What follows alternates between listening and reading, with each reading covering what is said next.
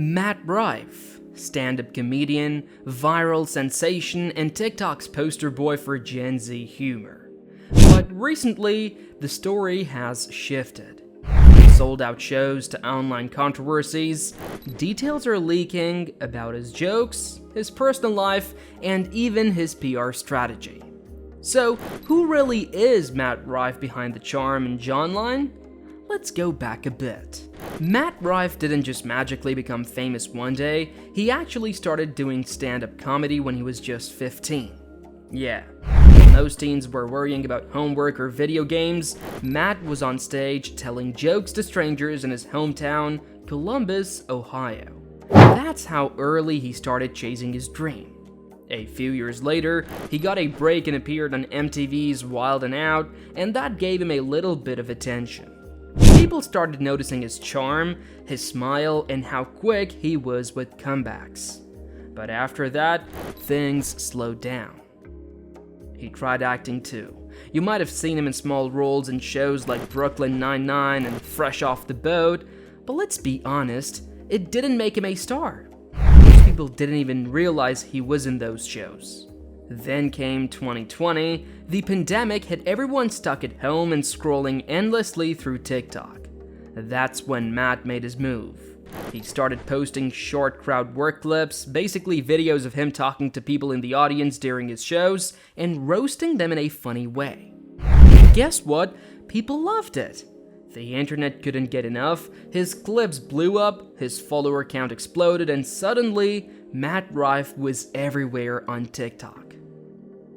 By 2023, he wasn't just an online trend, he was a full-on comedy star. He went from playing tiny shows to selling out theaters and big venues all over the world. But with fame comes scrutiny. Matt Rife got famous because of his funny crowd work clips, those videos where he talks to people in the audience and roasts them on the spot. It feels supernatural, and honestly, it's funny to watch because he's quick and confident.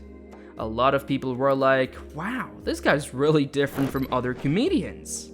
But once he blew up, not everyone was laughing. When more people start watching you, they also start noticing things more closely. And in Matt's case, some folks began saying that his jokes were a little too edgy or even offensive. Like, yeah, roasting people can be funny, but some said he went too far, especially when he made jokes about serious stuff. In late 2023, he dropped his Netflix comedy special called Natural Selection. This was supposed to be his big moment, right? But it kind of backfired. A lot of people didn't find it funny at all. Critics called it tone-deaf, immature, and just not it. The biggest issue came from one joke he made about domestic violence.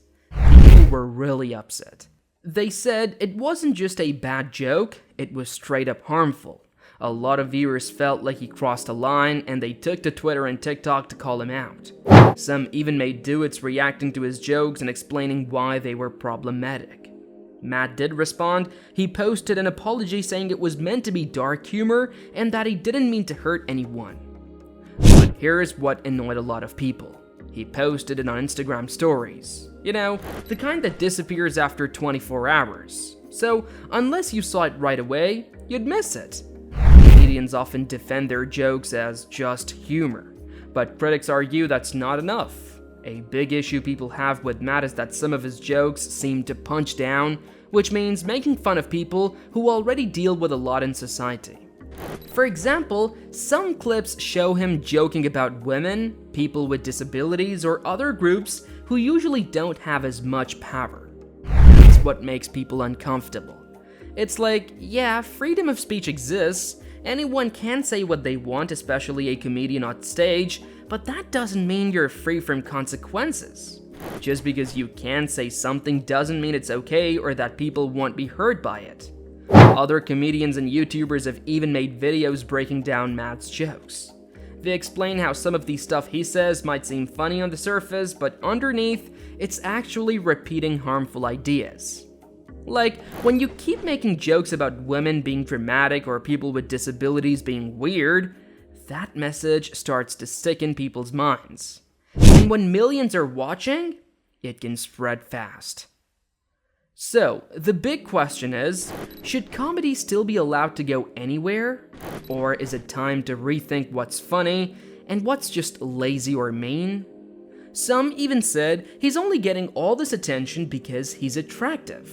If he didn't look like a model, people wouldn't hype him up so much. Basically, they said he's overrated. Harsh? Maybe, but it's a conversation that's blowing up online. Even some professional comedians have started calling him out, not in a mean way, but more like, this isn't real stand-up. They say Matt's success is part of this thing called the TikTokification of comedy. That means the style of comedy that works in TikTok. Quick, reactive, kind of shallow, is now becoming popular even in live shows. It's less about smart writing and more about quick jokes and viral moments. Then, there's the personal side because it's honestly a whole other part of the story. When someone gets super famous really fast, people naturally start digging into their personal stuff. With Matt, things got even intense when he was linked to actress Kate Beckinsale. If you don't know her, she's a big Hollywood star and also 20 years older than him. That age gap got a lot of attention online. People weren't just curious, they were obsessed. News outlets were writing about it, social media was filled with memes, and fans were either totally supportive or completely weirded out. Some said, it's their life, who cares? Others were like, this is kind of odd. Basically, it turned into a full-on internet debate. But that's not the only thing fans noticed. A lot of people have pointed out how polished Matt's image has become lately. Every time there is some drama, whether it's a bad joke, a rough interview, or online backlash, the PR team seems to jump in immediately. They manage how the story gets told. Some people think they even control what questions he's asked in interviews or what clips get shared. It kind of feels like Matt isn't just a comedian anymore, he's a whole brand. Like there's a team working behind the scenes to keep his image clean, even if that means hiding some of the messy stuff.